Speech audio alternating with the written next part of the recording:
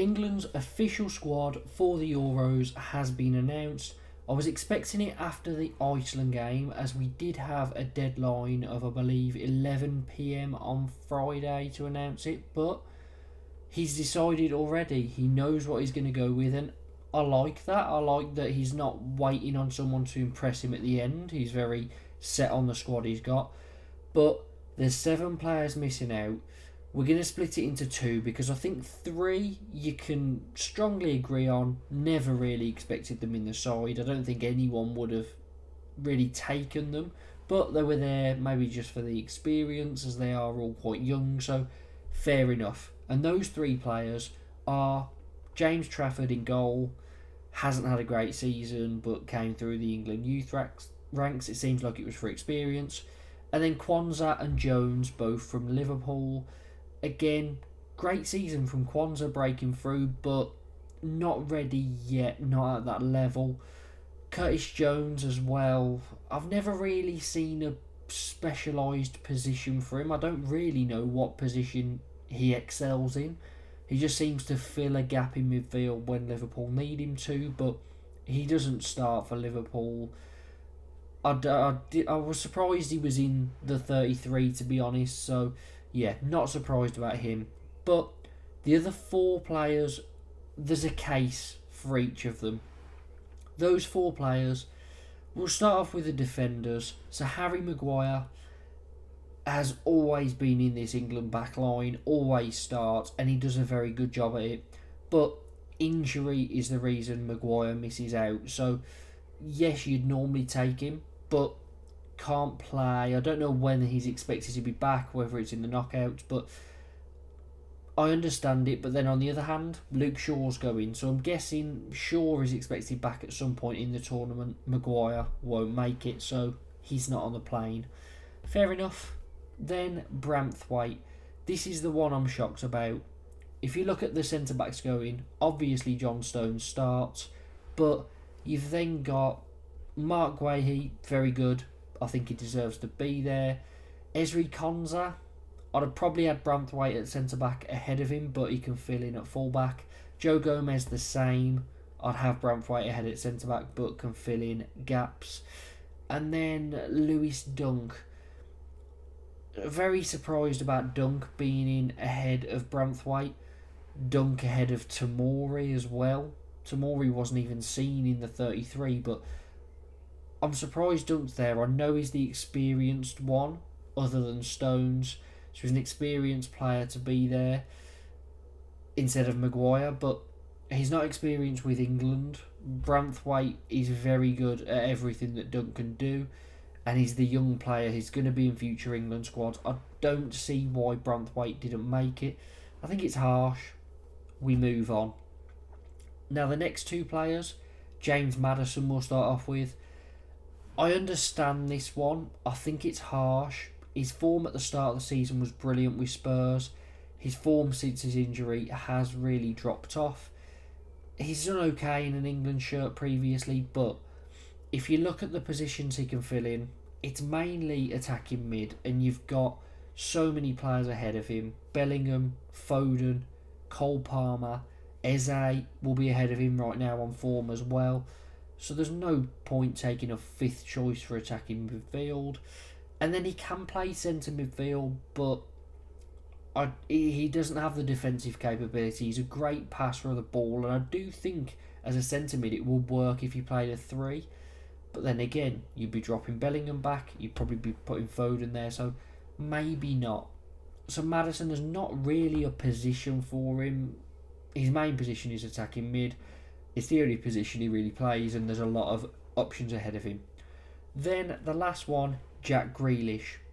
And this is the one I don't agree with. I think he should go.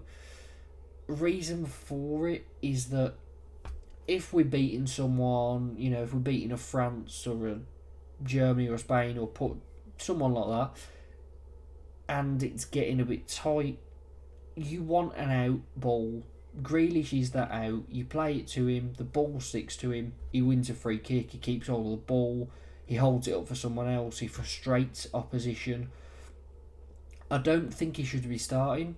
I understand it, I agree with it, But I think as an option off the bench to kill a game off, Jack Grealish is probably the best in the squad at doing it. So very shocked at Grealish being omitted from the squad, but again, he wasn't there. So let me know below what you agree with out of these. Do you think some of these players should have gone, and who do you think they should be in place of? To end the video, I'm just going to go through the squad that we have. So Henderson, Pickford and Ramsdale as the goalkeepers. You'd expect Pickford to be starting there, but he will be. Defenders, Dunk, Gomez, Mark Guehi, Quansah, Shaw, Stones, Trippier and Walker. Now, with no Maguire, I'd expect it to be Walker at right back, Shaw at left back when he's fit, but Trippier at the start. Stones will play at centre back. Who's he going to be partnered with? I think it will be Mark Guehi, but I'm not 100% sure on that. It could be Dunk. I only see it being those two. I hope it's Mark Guehi.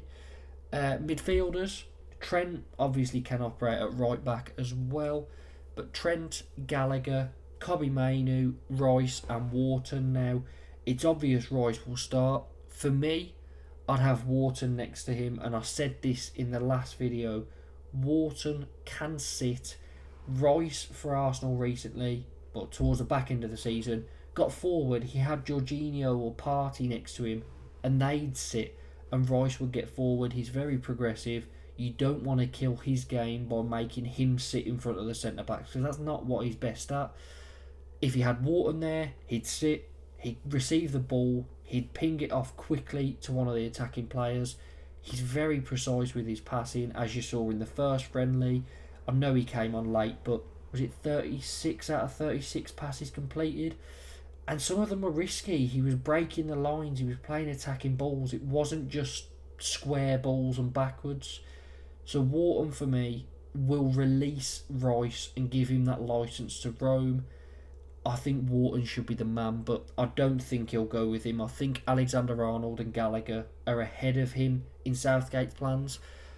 Forwards, now, there's going to be four.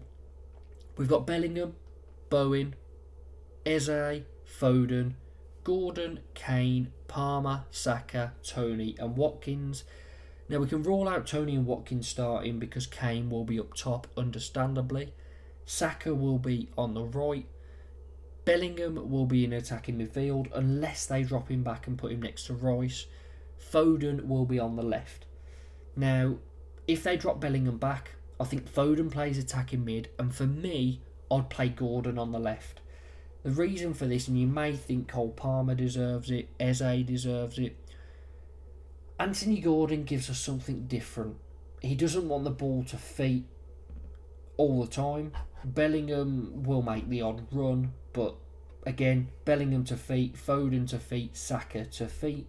Gordon will get in behind. Gordon will stretch the opposition's defence. He'll go up and assist Kane in the attacking duties. I just like the idea of having a bit of variation, having someone you can ping the ball over the top to and he'll get onto it.